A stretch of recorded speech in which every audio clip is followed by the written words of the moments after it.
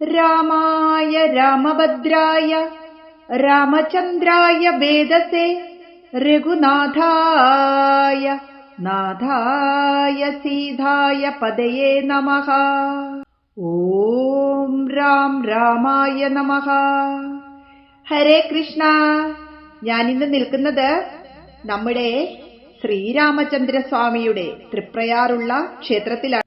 ഗുരുവായൂർ ക്ഷേത്രം പോലെ തന്നെ പ്രസിദ്ധിയാർജിച്ച, അതുപോലെ ദ്വാപരയുഗത്തില് ഭഗവാൻ ശ്രീകൃഷ്ണൻ പൂജിച്ചിരുന്ന ശ്രീരാമസ്വാമിയുടെ വിഗ്രഹം തൃശൂർ ജില്ലയുടെ പടിഞ്ഞാറ് ഭാഗത്തായി നാട്ടിക ഗ്രാമപഞ്ചായത്തിൽ തൃപ്രയാർ എന്ന സ്ഥലത്ത് കരുവന്നൂർ പുഴയുടെ കൈവഴിയായ തേവ്ര നദിയുടെ, ഇന്ന് ഈ നദി കനോലി കനാലിന്റെ ഭാഗമാണ്, ആ കരയിലാണ് ഈ ക്ഷേത്രം സ്ഥിതി ചെയ്യുന്നത്. തൃശൂർ, എറണാകുളം ജില്ലയിലെ പ്രസിദ്ധമായ നാലമ്പലങ്ങളിലെ ആദ്യ ക്ഷേത്രമാണിത്.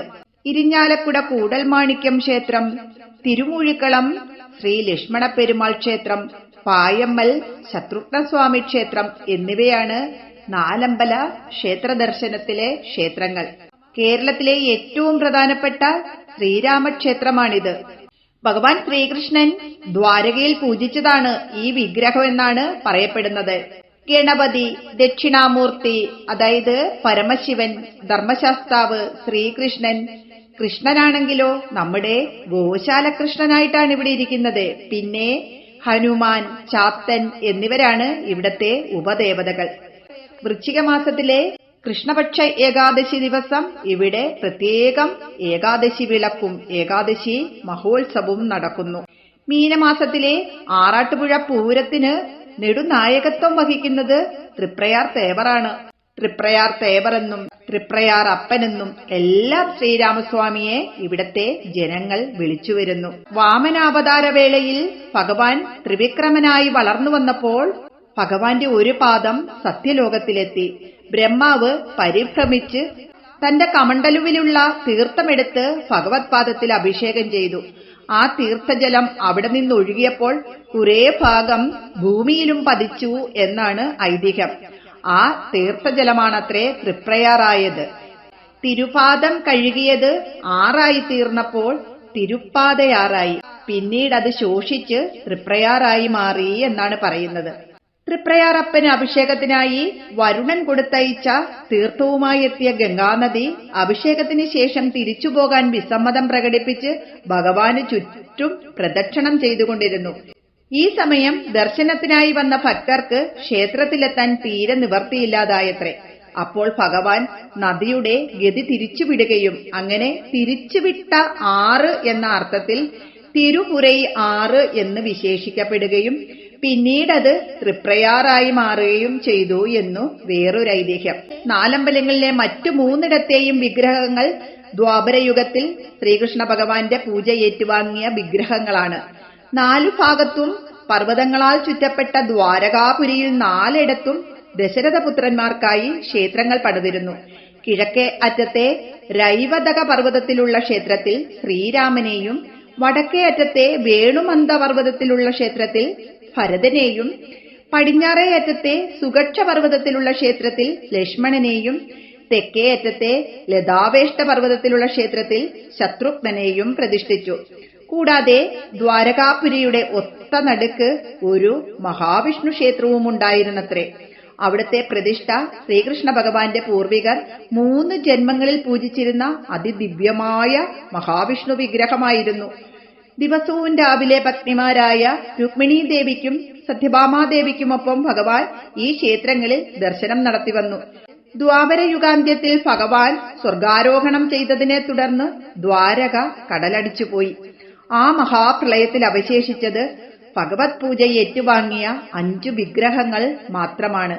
അതിലെ മഹാവിഷ്ണു വിഗ്രഹം കലിയുഗ ആരംഭത്തിൽ ദേവഗുരുവായ ബൃഹസ്പതിയും വായുദേവനും ചേർന്ന് പ്രതിഷ്ഠിച്ച ഇടമാണ് നമ്മുടെ ശ്രീകൃഷ്ണ ഭഗവാൻ വാഴുന്ന ഗുരുവായൂർ എന്ന പേരിൽ പിന്നീട് പ്രസിദ്ധമായത്.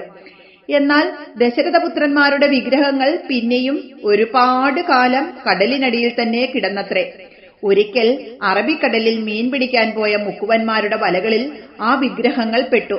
അവർ ഈ വിഗ്രഹങ്ങൾ നാട്ടിലെ പ്രമാണിയായിരുന്ന വാക്കയിൽ കൈമളെ ഏൽപ്പിച്ചു. ഒരു ജ്യോതിഷി കൂടിയായിരുന്ന കൈമൾ പ്രശ്നം വെച്ച് നോക്കിയപ്പോൾ അവ ദ്വാപരയുഗത്തിൽ ശ്രീകൃഷ്ണ ഭഗവാന്റെ പൂജ ഏറ്റുവാങ്ങിയ ദശരഥപുത്രന്മാരുടെ വിഗ്രഹങ്ങളാണെന്ന് മനസ്സിലായി. തുടർന്ന് അദ്ദേഹം മന്ത്രശക്തി ഉപയോഗിച്ച് വിഗ്രഹങ്ങളിൽ നിന്ന് 4 പ്രാവുകളെ സൃഷ്ടിച്ചു. അവ ചെന്നിരിക്കുന്ന സ്ഥലങ്ങളിൽ അതത് വിഗ്രഹങ്ങൾ പ്രതിഷ്ഠിക്കുവാനും ഉത്തരവായി. ശ്രീരാമ വിഗ്രഹത്തിൽ നിന്ന് വന്ന പ്രാവ് ചെന്നിരുന്നത് കരുവന്നൂർ പുഴയുടെ കൈവഴിയായ തീവ്ര നദിയുടെ തീരത്താണ്. ഭരത വിഗ്രഹത്തിൽ നിന്ന് പറന്നു വന്ന കുലീബനി തീർത്ഥക്കരയിലെ കൂടൽ മാണിക്യത്തും, ലക്ഷ്മണ വിഗ്രഹത്തിൽ നിന്ന് പറന്നു വന്ന പ്രാവ് ചാലക്കുടി പുഴയുടെ തീരത്തെ മൂഴിക്കുളത്തും, ശത്രുഘ്ന വിഗ്രഹത്തിൽ നിന്ന് പറന്നു വന്ന പ്രാവ് കൂടൽ മാണിക്യത്തിനടുത്ത് പായമലിലും ചെന്നിരുന്നു എന്നാണ് പറയുന്നത്. ഇവിടങ്ങളിലെല്ലാം തുടർന്ന് 4 മഹാക്ഷേത്രങ്ങൾ പണിത് എല്ലാ വിഗ്രഹങ്ങളും പ്രതിഷ്ഠിച്ചു. രാമായണ മാസമായ കർക്കിടകത്തിൽ ഉച്ചപൂജയ്ക്ക് മുമ്പ് ഈ ക്ഷേത്രങ്ങളിൽ തൊഴുതുവരുന്നത് മഹാപുണ്യമായി ആചരിച്ചു പോന്നു, വിശ്വസിച്ചു പോരുന്നു. ചരിത്രത്തിൽ ആര്യാഗമനത്തിനു മുമ്പ് ഇതൊരു ദ്രാവിഡ ക്ഷേത്രമായിരുന്നു, ശാസ്താവായിരുന്നു ഇവിടത്തെ പ്രതിഷ്ഠയെന്നും പറയപ്പെടുന്നു. അതുകൊണ്ട് തന്നെ ഇവിടെ ശാസ്താവിന് പ്രത്യേക പൂജയും വഴിപാടും എല്ലാം ഉണ്ട്. തൃപ്രയാർ ക്ഷേത്രം ഒരു കാലത്ത് സാമൂതിരിമാരുടെ ഭരണത്തിൻ കീഴിലായിരുന്നു.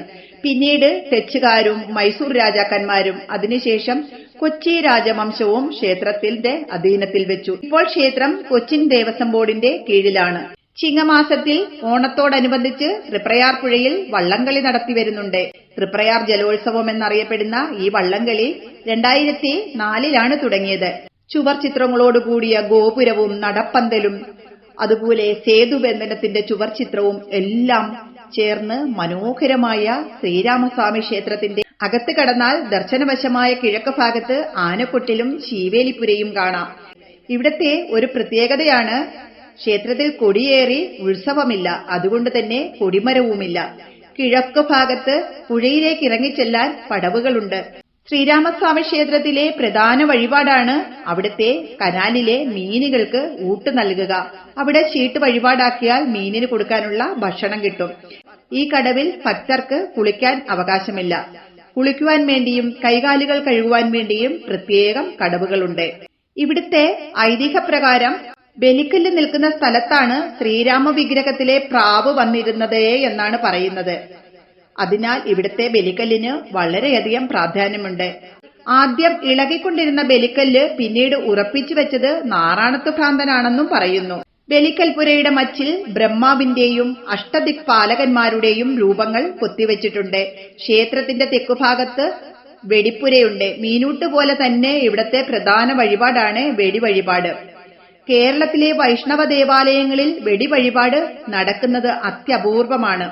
തെക്കു പടിഞ്ഞാറ് ഭാഗത്ത് മുഖപ്പോടുകൂടിയ പ്രത്യേകം ശ്രീകോവിലിൽ ശാസ്താവ് കുടിയിരിക്കുന്നു. അമൃതകലശധാരിയായ ശാസ്താവാണ് ഇവിടെയുള്ളത്. അതിനാൽ ഇവിടെ ശാസ്താവിനെ പ്രാർത്ഥിച്ച് എള്ളുതിരി വഴിപാടായിട്ട് നേർന്ന് കത്തിക്കുമ്പോൾ സർവ്വരോഗശമനം എന്നാണ് വിശ്വസിക്കുന്നത്. ഇവിടുത്തെ ആദ്യ പ്രതിഷ്ഠയും ഈ ശാസ്താവ് തന്നെയാണെന്നാണ് പറയപ്പെടുന്നത്. പിന്നീടാണ് ശ്രീരാമ പ്രതിഷ്ഠയുണ്ടായത്.